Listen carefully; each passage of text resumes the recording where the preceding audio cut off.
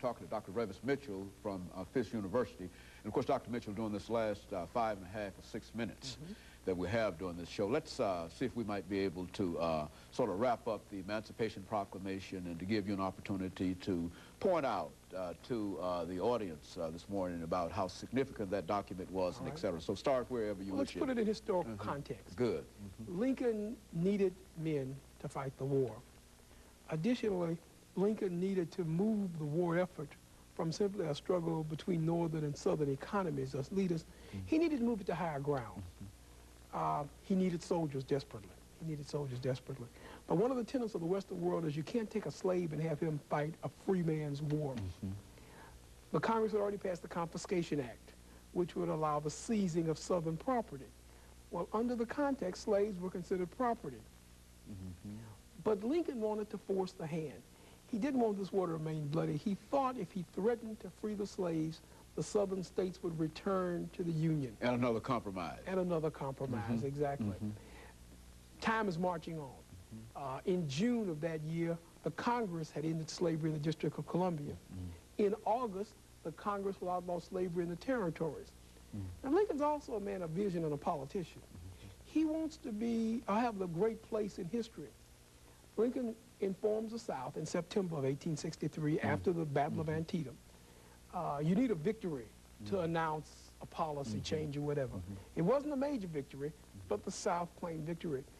After the Battle of Antietam, he announced that if those states had not returned by January 1, 1863, their slaves would be free and the black men would be available for the Union Army. So this was no real surprise that President Lincoln had simply decided to spring on the South all of a sudden about the use. He gave them, what, a three-month window of opportunity. And I think that it should be remembered at that point for American history that what Lincoln was really trying to do was end the war and save lives. Now, not to despair a great president's image, but this was not an act of contrition, not an act of love towards the African American. Lincoln, if you read his biographies, he never thought that blacks and whites were equal. He would accept freedom, but never the equality of the black man. But this, again, is a valiant effort to end that war and to put the Union back together. January 1, 1863, Lincoln's informed that none of the southern states have responded to his direct desire. Now, it's interesting also about the document, it only freed those slaves in states that were in rebellion against the Union.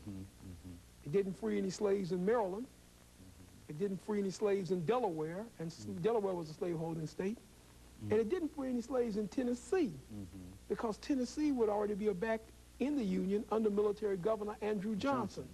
So it's a direct act to bring about military action. After the proclamation, Lincoln does begin to raise African-American troops. The Sea Island in South Carolina, Parris Island. Lincoln writes to his wife, the mere sight of 50,000 armed and drilled black soldiers on the banks of the Mississippi should end this rebellion immediately. Today, historically, you place that in the context of the motion picture Glory, that most people are familiar with, the 369th.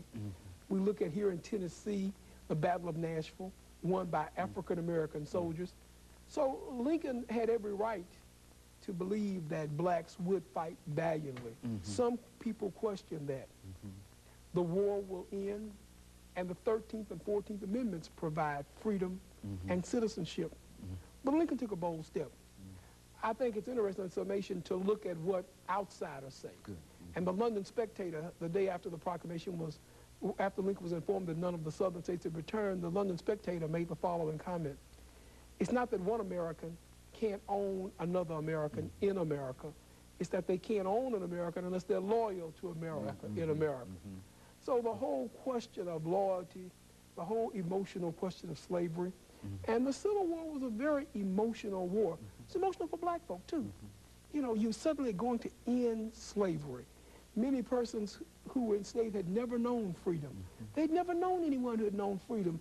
They had been enslaved for 3 and 4 generations. No one, and so this freedom was a desired commodity.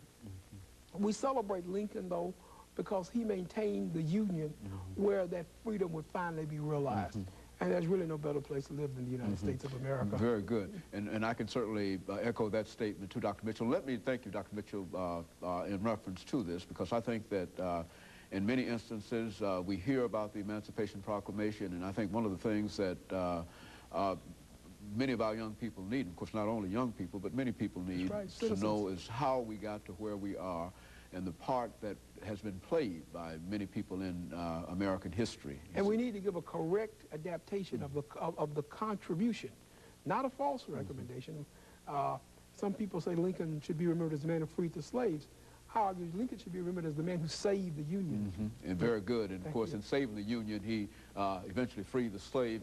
And I guess in a real sense, as many black folks said during his period, that he is, quote, the great emancipator. And I think that if there's a person who should wear that mantle, I think that Mr. Lincoln certainly should. Because even though others had an opportunity to say something about it, nobody said anything about it. And he at least made a move toward and certainly at the end of that great war, great action was necessary.